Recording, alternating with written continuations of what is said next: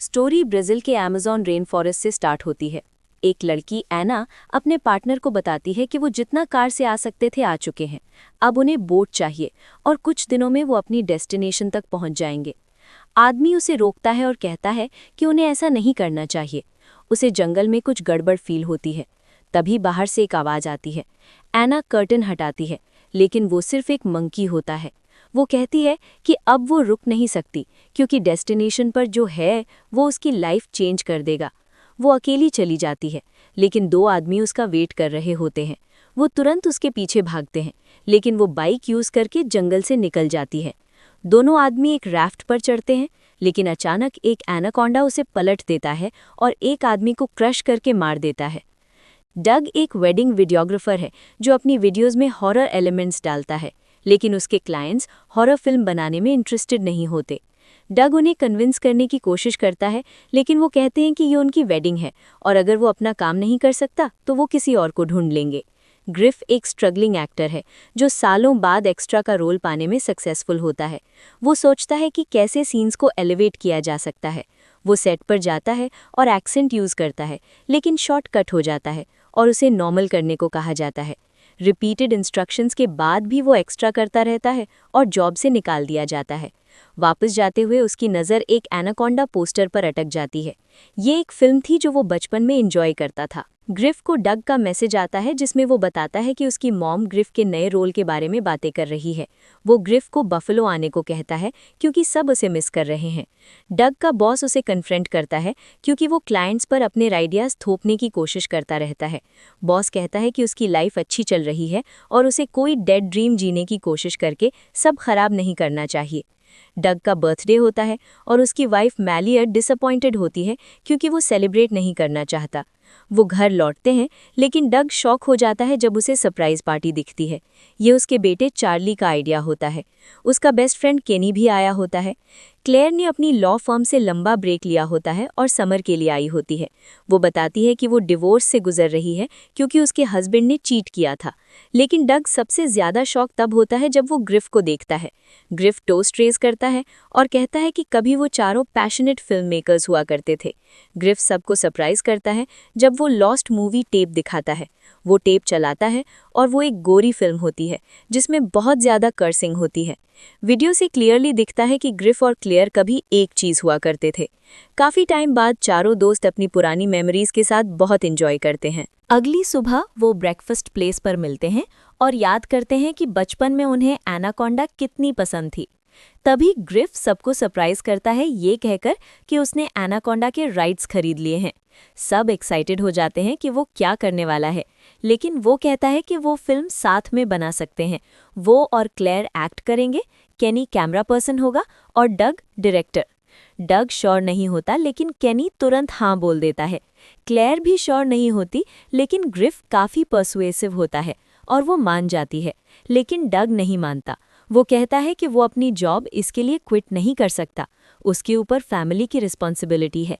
Grief उसे उनके dreams याद दिलाता है, लेकिन डग फिर भी नहीं मानता। वो घर जाता है और चार्ली को अभी भी टेप देखते हुए पाता है। मलियर भी उसे फिल्म बनाने के लिए कहती है, लेकिन डग कहता है कि उनके पास इतने रिसोर्सेज नहीं हैं कि इतनी रिडिकुलस चीज़ पर पैसे उड़ा सकें। रात को वो क्लाइंट्स के लिए बनाई हुई नई वीडियो देखता है और वही लास्ट स्ट्रॉ बन जाता है। वो तुरंत ग्रिफ के घर ड्राइव करता है और कहता है कि वो मूवी करेगा। वो कहता है कि उन्हें अमेज़न जाना होगा और एक प्राइवेट बोट हायर करनी होगी। उन्हें एक रियल एनाकोंडा भी रेंट करनी होगी और टोटल $2 मिलियन लगेंगे। वो लोन के लिए अप्लाई करते हैं, लेकिन सिर्फ $9,000 अप्रूव होता है। वो री-बजट करते हैं और अमाउंट $47,000 तक ले आते हैं। ग्रिफ सजेस्ट करता है कि मूवी में एक अंडरलाइंग थीम होनी चाहिए और डग कहता है कि वो जेनरेशनल ट्रॉमा होगा। लोगों को ऐसी चीज़ें पसंद आती हैं। फिर वो स्क्रिप्ट पर काम करता है और ग्रुप को नैरेट करता है। सबको स्क्रिप्ट बहुत पसंद आती है और वो कहते हैं कि यही फॉलो करेंगे। केनी डग से कहता है कि वो पास्ट के लिए सॉरी है, लेकिन बाकी लोगों को समझ नहीं आता कि वो क्या कह रहा है। डग बताता है कि केनी उसके साथ काम करता था, लेकिन एक दिन वो ड्रंक आया और कपल का केक तोड़ दिया, इसलिए उसे फायर करना पड़ा। केनी प्रॉमिस करता है कि वो सोबर है, वो सिर्फ कभी कभी बियर पीता है। डग कहता है कि वो दोस्त हैं और वो हमेशा सेकंड चांस देगा। डिपार्चर का दिन आता है और चार्ली उसे एक ऑस्कर ट्रॉफी देता है जो उसने खुद बनाई होती है। एना अभी भी एक आदमी से बचती हुई भाग रही होती है और डॉग तक पहुंच जाती है। थोड़ी ही देर में बाकी ग्रुप भी वहां आ जाता है। डग बोलता है कि एनाकोंडा पानी के अंदर दिनों तक छुप के बैठा रहता है और जैसे ही शिकार मिलता है उसको जकड़कर मार देता है। तभी पीछे से एक अजीब सा बंदा आ जाता है और डग की बात कंफर्म करता है। वो बोलता है कि उसकी ग्रैंडमा भी ऐसे ही मरी थी। कैनी पूछता है, भाई तू कौन है? तो बंदा बोलता है, मैं सैंटियागो हूँ, तुम लोगों का स्नेक हैंडलर। सैंटियागो सबको सांप दिखाने ले जाता है। वो बताता है कि जब उसने सांप को पाया था तब वो बहुत बुरी हालत में था। इल्लीगल गोल्ड माइनर्स ने ज़मीन में मर्क्यूरी डाली थी और सांप ने वो खा ली थी। वो मरने के बिल्कुल करीब था, पर सैंटियागो बोलता है कि उसे जिंदा करना उसकी किस्मत थी। अब वो सांप उसके लिए अपने बच्चे जैसा है। उसका नाम रखा है एटर।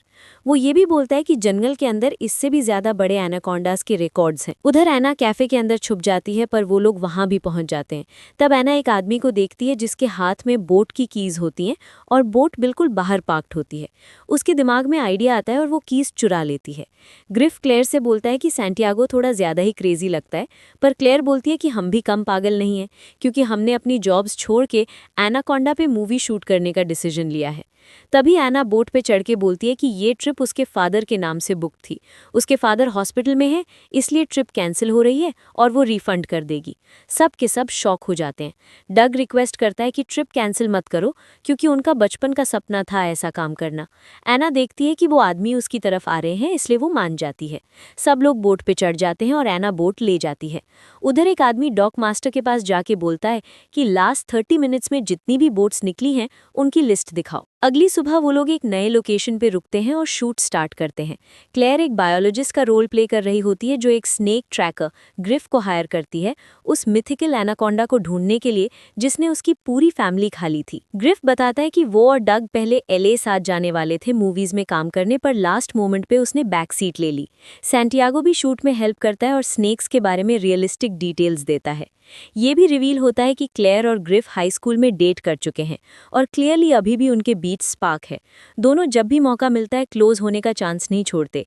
ग्रिफ बोलता है कि ये उसकी लाइफ का बेस्ट टाइम है और उन्हें ये सब पहले ही कर लेना चाहिए था। सब लोग साथ डिनर करते हैं। ग्रिफ बोलता है कि उसके पास एक नया आइडिया है। मूवी के एंड में विलन का दिल बदलने के बजाय क्लेयर उसे सीधा हेडबट मारे। क्लेयर को आइडिया थोड़ा वियर्ड लगता है, पर बाकी सब अग्री कर जाते हैं।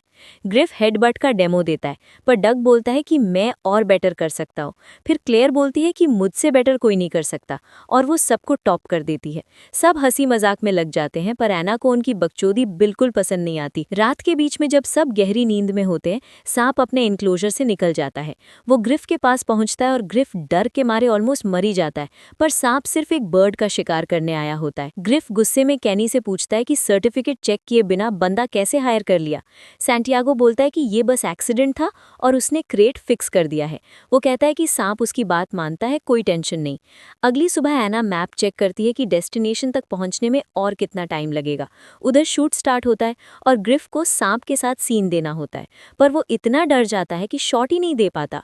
वो डग से बोलता है कि सीन कट कर देते हैं, पर डग मना कर देता है और बोलता है कि सांप पूरी तरह सैंटियागो के कंट्रोल में है। दोबारा शूट स्टार्ट होता है, पर ग्रिफ अभी भी कांप रहा होता है। सांप उसके पास आ जाता है और वो शूट रोकने की भीख मांगता है, पर डग इतना शूट में घुसा होता है कि ध्यान ही नहीं देता। डर के मारे ग्रिफ सांप को बोट से लात मार देता है। सांप प्रोपेलर से टकरा के टुकड़ों में कट जाता है। सैंटियागो बिल्कुल टूट जाता है और कैनी भी सांप के लिए रो पड़ता है। ग्रिफ बोलता है कि इतना ड्रामा क्यों, वो तो उसे मारने ही वाला था। सैंटियागो का दिमाग खराब हो जाता है और बोलता है कि तुमने मेरे बेटे को मार दिया। वो ग्रिफ को वहां से निकलने को बोलता है और डग भी कहता है कि यही बेस्ट है। सैंटियागो सांप का अंतिम संस्कार करता है और उसे जला देता है। उधर एक आदमी अपने बॉस को बोलता है कि उसने एना की बोट स्पॉट कर ली है। तभी उसे पानी में कुछ महसूस होता है। वो चेक करता है, कुछ नहीं मिलता, पर जैसे ही काम पे वापस लगता है एक एनाकोंडा उसे पानी के अंदर खींच लेता है। ग्रिफ बाद में सैंटियागो के पास जाता है, पर वो अभी भी गुस्से में होता है और उसे भाग जाने को बोलता है। ग्रिफ बोलता है कि वो उसका दर्द समझता है, क्योंकि उसने भी किसी अपने को खोया है। वो उसे बियर ऑफर करता है, जो सैंटियागो अपनी मेडिसिन के साथ पी लेता है। थोड़ा शांत होने के बाद ग्रिफ अपनी गिरती हुई करियर के बारे में बताता है। वो बोलता है कि स्वॉट के 4 सीजन्स के बाद सिर्फ एक छोटी सी प्रॉब्लम की वजह से उसे शो से बाहर निकाल दिया गया। सैंटियागो बोलता है कि वो लोग उसके लायक ही नहीं है और वो एकदम स्टार बंदा है। वो बोलता है पहले ये फिल्म फिनिश करते हैं, इससे उसका करियर फिर से सेट हो जाएगा। वो कहता है कि वो उनके लिए एक और स्नेक ढूंढ के पकड़ेगा और ग्रिफ को साथ चलने को बोलता है। दोनों जंगल के अंदर स्वैम्प साइड चले जाते हैं। जैसे ही ग्रिफ नया स्नेक ढूंढने की कोशिश करता है, हर छोटी सी आवाज़ से वो डर जाता है और बोलता है कि ये आइडिया बकवास था। सैंटियागो बोलता है कि उसे फील हो रहा है कि स्नेक पास ही है। दोनों वाइब्रेशन महसूस करते हुए धीरे धीरे पास जाते हैं, पर उन्हें पता नहीं होता कि बड़ा एनाकोंडा वहीं है। थोड़ी देर बाद ग्रिफ का सैंटियागो से कांटेक्ट टूट जाता है, पर उसे ढूंढने के बजाय वो वहां से सीधा भाग जाता है। सैंटियागो को लगता है स्नेक पास ही है और वो फ्लेयर जला देता है। वो अपनी प्रेजेंस अनाउंस करता है, पर तभी एनाकोंडा उसे टाइट लपेट लेता है और पानी के अंदर घसीट ले जाता है। ग्रिफ भाग के डग के पास जाता है और उसे पूरी बात बता देता है।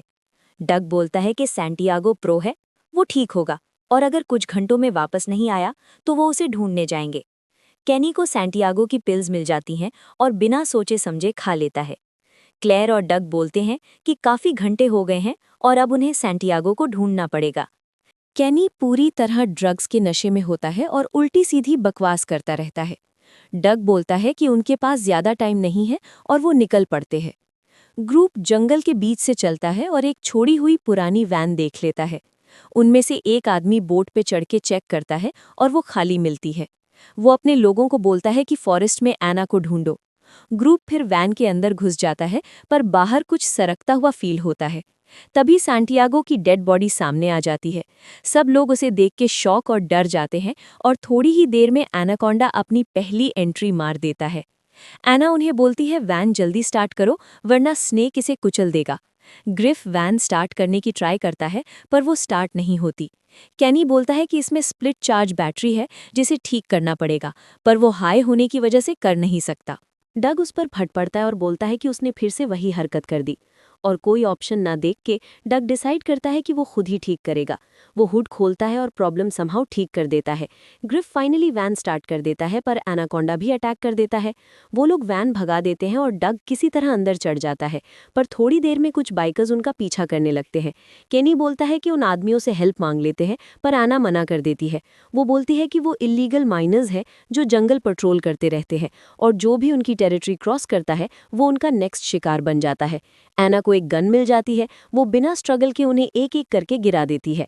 आखिर वो अपनी बोट तक पहुंच जाते हैं, पर एना डिसाइड करती है कि वो चली जाएगी। जैसे ही वो एंटर करने वाले होते हैं, एक आदमी गन पॉइंट पे उन्हें रोकता है और एना के बारे में पूछता है। क्लेयर बोलती है कि उन्हें नहीं पता वो क्या बोल रहा है। तभी एना पीछे से आती है और उसे नॉकआउट कर देती है। वो लोग वहां से निकल जाते हैं। एना मैप लेकर बैठती है और बोलती है कि एक एयरपोर्ट है जहां पहुंचने में उन्हें 1 दिन लगेगा। वो उन्हें वहां ड्रॉप करेगी और वो सेफ और साउंड वापस जा सकेंगे। डग मान जाता है और बोलता है कि उन्हें फिल्म क्विट कर देनी चाहिए। ग्रिफ का दिल टूट जाता है, पर डग बोलता है कि उनकी फैमिलीज हैं और इस फिल्म के लिए अपनी जान रिस्क नहीं कर सकते, और कोई रास्ता ना देख के वो आखिर मान जाता है। डग रात को बैठ के राइटिंग करता है और उसके दिमाग में एक नया आइडिया आता है। अगली सुबह वो इमरजेंसी मीटिंग बुलाता है और बोलता है कि उसके पास शूटिंग के लिए बेटर आइडिया है। वो बोलता है स्टोरी में कपल एक जबरदस्त वॉरियर से मिलेगा।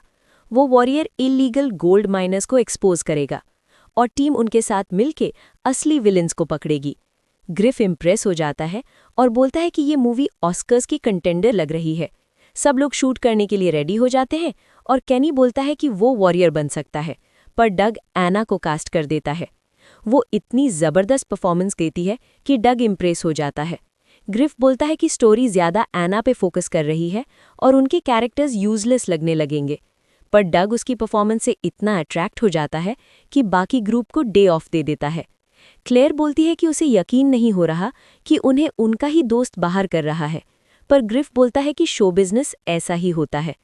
वो उससे पूछता है क्या वो कभी सोचती है उसकी लाइफ क्या बन गई। क्लेयर बोलती है हाँ सोचती है, पर कम से कम ग्रिफ ने अपने ड्रीम्स चेस किए, उसकी तरह सेटल नहीं हुआ। ग्रिफ बोलता है कि वो सालों से स्ट्रगल ही कर रहा है। अगली सुबह डग ग्रिफ को कॉल करता है, पर वो अभी रेडी नहीं होता। वो बोलता है कि वो शूट नहीं करेगा क्योंकि एना ने प्रोजेक्ट टेक ओवर कर लिया है। वो डग के वेडिंग वीडियो बिजनेस का मजाक भी उड़ाता है, पर तभी उनकी नज़र एक और बोट पे पड़ती है। लगता है वो भी शूट के लिए है, और डग उसके बारे में पूछता है। बोट पे एक लड़की बोलती है कि उन्होंने ऑफिशियली एनाकोंडा के राइट्स खरीद लिए हैं और वो रीबूट बना रहे हैं। सब लोग शॉक हो जाते हैं और ग्रिफ से राइट्स के बारे में पूछते हैं। वो बात घुमाने की कोशिश करता है और बोलता है कि उसने टेक्निकल डिटेल्स में नहीं गया था। डग अपना काम लूज कर देता है और बोलता है कि ग्रिफ ने अपने सेल्फिश रीजंस के लिए झूठ बोला। आखिर ग्रिफ टूट जाता है और बोलता है कि अगर उसने झूठ नहीं बोला होता तो भी वो लोग आते ही। उसने प्रॉमिस किया था कि वो एलए आएगा, पर लास्ट मोमेंट पे पीछे हट गया। डग का सब्र टूट जाता है और वो उसे तुरंत जॉब से निकाल देता है। ग्रिफ एक स्पीडबोट पकड़ता है और तुरंत वहां से निकलने का डिसाइड कर लेता है। क्लेयर उसे रोकने की कोशिश करती है और वो बोलता है कि वो असली एनाकोंडा वाली बोट ढूंढ के उनसे हेल्प मांगेगा। क्लेयर बोलती है कि रिवर में सच में रियल एनाकोंडा है, पर वो किसी की नहीं सुनता और सीधा निकल जाता है। लंबी राइड के बाद वो सेट पे पहुंचता है, पर सब कुछ पूरा तबाह होता है। वो कास्ट को आवाज लगाता है और जंगल से एक लड़की चीखते हुए बाहर आती है। ग्रिफ उसे शांत करने की कोशिश करता है और बोलता है कि वो उसे बचा लेगा, पर तभी एनाकोंडा आके उसे निगल जाता है। वो शॉक हो जाता है और वापस बोट की तरफ लौटने लगता है। डग बोट रोकता है और बोलता है कि एना ने नेक्स्ट शूटिंग स्पॉट ढूंढ लिया है। केनी बोलता है कि ग्रिफ के बिना शूट नहीं हो सकता और उन्हें उसे ढूंढना पड़ेगा। अचानक एना गन निकालती है और सबको बोट से उतरने को बोलती है। वो सब कंफ्यूज हो जाते हैं, पर गन पॉइंट पे मजबूरी में उसकी बात मान लेते हैं। थोड़ी देर बाद उन आदमियों में से एक बोट तक पहुंचता है और उनका पीछा करते हुए जंगल के अंदर आ जाता है। ग्रिफ वापस बोट पे आता है और देखता है सब लोग गायब हैं। वो नई स्पीड बोट देखता है और उसके अंदर एक स्नाइपर मिलता है। एना ग्रुप को एक सुनसान जगह ले जाती है और उनसे कुछ सैक्स निकलवाती है। फिर वो बोलती है उन्हें उठाओ और बोट तक ले चलो। डग सोचता है अंदर क्या है और वो उससे खुद चेक करने को बोलती है। वो चेक करता है और अंदर गोल्ड कॉइन्स मिलते हैं। तब उसे समझ आता है कि वो इल्लीगल गोल्ड माइनर है। तभी एक आदमी पीछे से गन लेके आता है और एना को गन पॉइंट पे ले लेता है। वो अपनी गन गिरा देती है और वो सबको बताता है कि एना ब्राजील के सबसे बड़े गोल्ड स्मगलिंग रैकेट्स में से एक चलाती है। वो हैंडकफ फेंकता है और उसे पहनने को बोलता है। ग्रिफ उस आदमी को देखता है और सोचता है वो विलन है। वो उसकी टांग पे गोली मार देता है और हीरो स्टाइल में वापस आता है, पर सब बोलते हैं कि वो आदमी कॉप है और बस उन्हें बचाने की कोशिश कर रहा था। एना गन उठा लेती है और सबको कॉर्नर कर देती है। कॉप लास्ट ट्राई करता है, पर एना उसे गोली मार के खत्म कर देती है। फिर वो गन क्लेयर की तरफ पॉइंट करती है और उसे मारने वाली होती है, पर क्लेयर स्नाइपर पकड़ के उसे हेडबट मार देती है। वो एना को गन पॉइंट पे ले लेती है, पर एना को पता है कि वो कभी उसे गोली नहीं मारेगी। वो फाइट बैक करने की कोशिश करती है, पर एनाकोंडा आके उसे जिंदा ही खा जाता है। सब जमीन पे बैठ जाते हैं और निकलने का तरीका सोचने लगते हैं।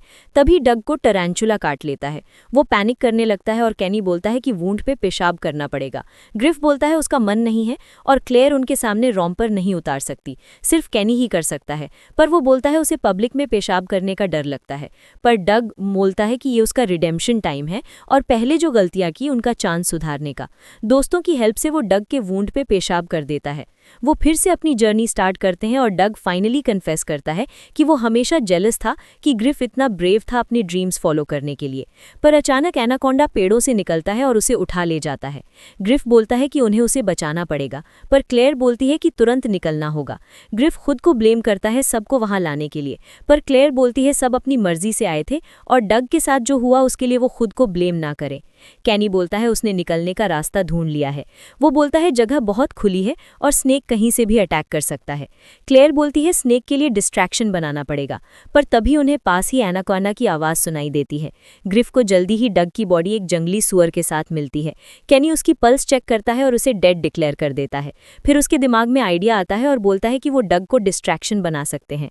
वो उसे फील्ड में बांध देंगे और एनाकोंडा उसे खाने आएगा, पर डग को निगलने में बहुत टाइम लगेगा और तब वो लोग भाग सकते हैं।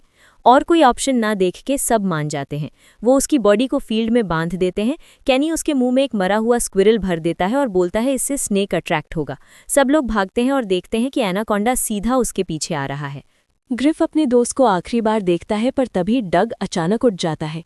वो जिंदा होता है, मतलब केनी ने गलत डायग्नोज कर दिया था। वो लोग डग को तुरंत भागने को बोलते हैं क्योंकि एनाकोंडा बिल्कुल उसके पीछे होता है। वो अपनी जान बचा के दौड़ता है और स्नेक उसका पीछा करता रहता है। वो सुअर भी जिंदा होता है और पूरा केओस मचा देता है। एनाकोंडा उस तक पहुंच जाता है और सुअर को निगल लेता है। सब लोग भाग के जंगल के अंदर छुप जाते हैं। ग्रिफ आखिर मान लेता है कि उससे गलती हो गई। वो बोलता है कि वो बस अपने दोस्तों के साथ टाइम स्पेंड करना चाहता था और डग भी अग्री करता है। डग फिर पूछता है कि उसके मुंह में मरा हुआ स्क्विरल डालने का आइडिया किसका था। केनी उसे ग्रुप प्लान बोल के टालने की कोशिश करता है, पर डग को अच्छी तरह पता होता है कि वो उसका ही आइडिया था। वो लोग आखिर फिल्म सेट तक पहुंचते हैं, पर वो पूरा बर्बाद होता है। ग्रिफ को एक वॉकी टॉकी मिलता है और दूसरी साइड से आवाज़ आ रही होती है, पर वो समझ नहीं पाते कौन है। अचानक स्नेक्स उनके पीछे आ जाते हैं और कोई उन पर गोली चला देता है।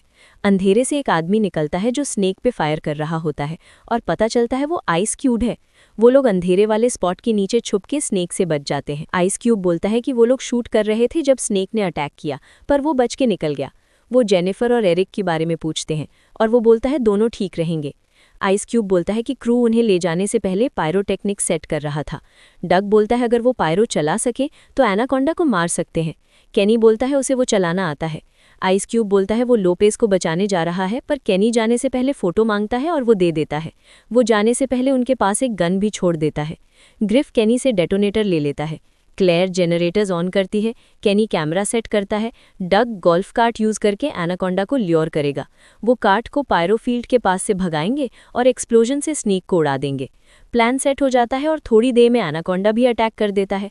वो लोग फुल स्पीड से कार्ट भगाते हैं और स्नेक पीछे दौड़ता है, पर तभी केनी के सिस्टम का सिग्नल चला जाता है। वो तुरंत नया स्विच ढूंढने भागते हैं और मिल भी जाता है। स्नेक तेज स्पीड से पीछे आ रहा होता है और बहुत पास आ जाता है। ग्रिफ फाइनली बटन दबाता है, पर एक्सप्लोजन नहीं होता। केनी देखता है एक स्विच अनप्लग्ड है और उसे प्लग कर देता है। स्नेक उन्हें खाने ही वाला होता है, तभी एक्सप्लोजन होता है और वो आग पकड़ लेता है। वो सेलिब्रेट करना स्टार्ट करते हैं, पर खुशी जल्दी खत्म हो जाती है क्योंकि स्नेक अभी भी जिंदा होता है। उनकी गाड़ी कीचड़ में फंस जाती है और वो बाहर निकलते हैं।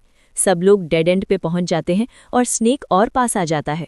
उन्हें लगता है सब खत्म है, पर ग्रिफ धीरे से आगे बढ़ता है और अपनी गन निकालता है। वो गैसोलीन के बैरल्स पे एम करके गोली चला देता है। बड़ा एक्सप्लोजन होता है और फाइनली एनाकोंडा टुकड़ों में उड़ जाता है। सब लोग चैन की सांस लेते हैं, पर स्नेक का सिर उठ के ग्रिफ पे अटैक करने लगता है। डग उस पर झपटा मारता है और अपने बेटे की बनाई हुई स्टैचू उसे घोंप देता है और उसकी लाइफ खत्म कर देता है। सब लोग फाइनली सेफ होते हैं और अपनी जीत के साथ साथ चल पड़ते हैं। वो लोग आखिर फिल्म बना लेते हैं और अपने टाउन में दिखाते हैं। सब उनकी सक्सेस पे तालियां बजाते हैं। कुछ टाइम बाद ग्रिफ और क्लेयर डेट करना स्टार्ट करते हैं और शादी कर लेते हैं। उनका वेडिंग वीडियो खुद डग बनाता है। ग्रिफ को शो में उसका रोल भी वापस मिल जाता है। केनी आखिर पब्लिक में पेशाब करने का डर भी ओवरकम कर लेता है। एक दिन काम करते वक्त डग को दरवाजे पे नॉक सुनाई देता है। वो दरवाज़ा खोलता है और सामने जेनिफर लोपेज खड़ी मिलती है। वो बोलती है उसने उनकी छोटी मूवी देखी और वो फ़ैन बन गई है। वो चाहती है कि डग नई एनाकोंडा रीबूट लिखे और डायरेक्ट करे। कुछ टाइम बाद सैंटियागो जंगल में उठता है और चिल्लाता है कि वो अभी भी जिंदा है। आप 2025 की फिल्म एनाकोंडा का रिकैप देख रहे थे। अगर वीडियो पसंद आई हो तो लाइक बटन दबाओ, चैनल को सब्सक्राइब करो और नेक्स्ट वीडियो की नोटिफिकेशन पाओ। तब तक तुम ये भी देख सकते हो।